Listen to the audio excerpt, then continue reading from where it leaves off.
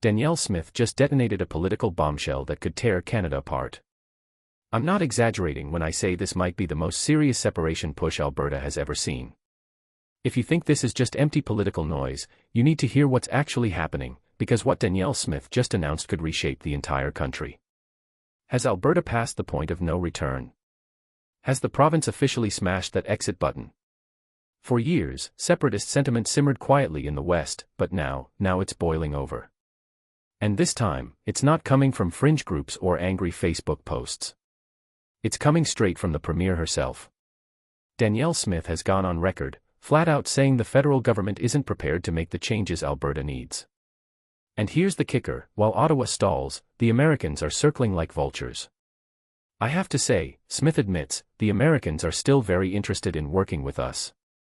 Unfortunately, I can't work with Canada. Think about that. A sitting provincial premier saying it's easier to work with a foreign country than her own federal government. That is seismic. And it gets even bigger.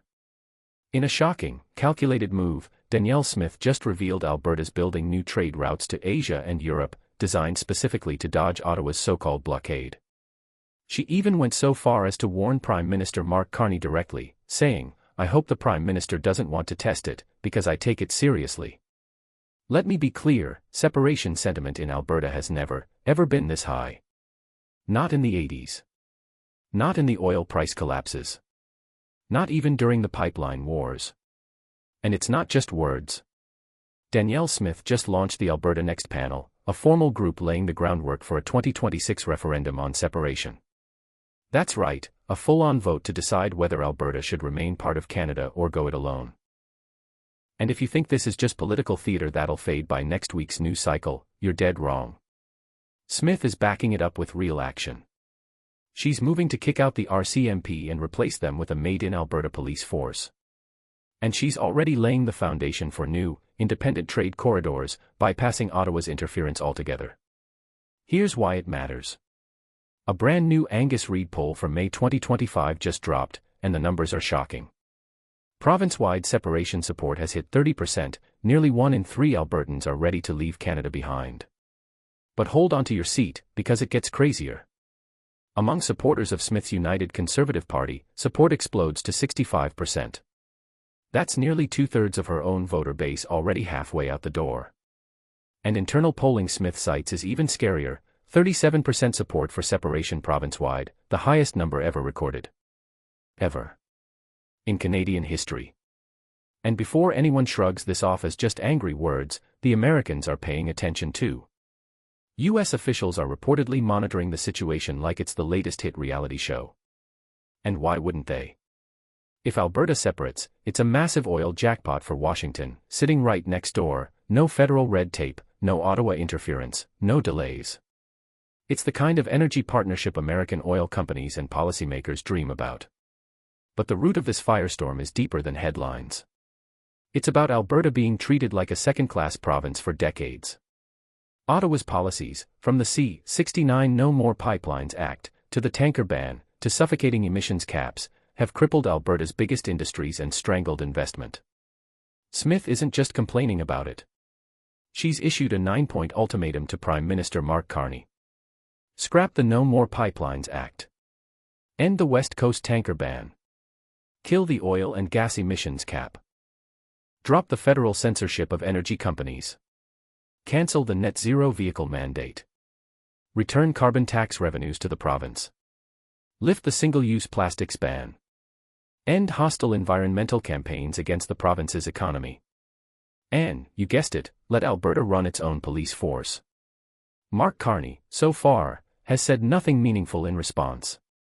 And here's what makes this so combustible. Over the past decade, Alberta's lost over $500 billion in global investment, driven out by federal policies. That money didn't just disappear. It went to Texas, to Asia, to countries and regions that actually want growth, oil, and prosperity. All while Ottawa pockets Alberta's tax dollars and tells them to stay quiet. Since 1980, Alberta has sent $653 billion more to Ottawa than it's ever gotten back. Let that sink in. Over $500 billion has left Alberta's pockets to fund programs, projects, and provinces that mock the oil sands while cashing the checks. And it's not just Alberta anymore. Saskatchewan's Premier Scott Moe isn't about to be left behind. He's making his own noise about siding with Alberta in this brewing showdown.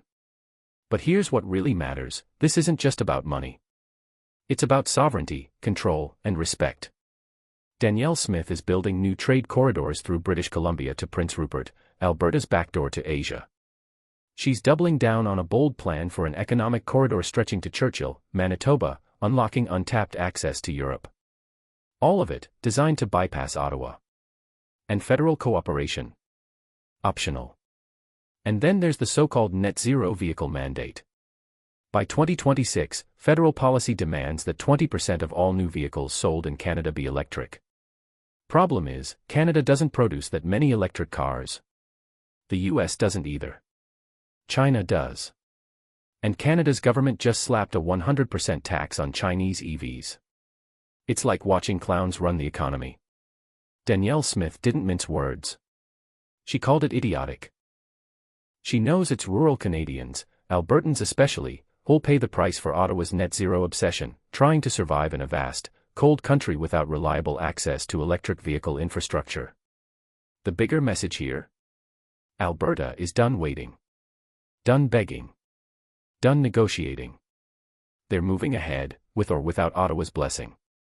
And while the Feds sleepwalk through this crisis, American politicians, oil execs, and investors are drooling at the opportunity.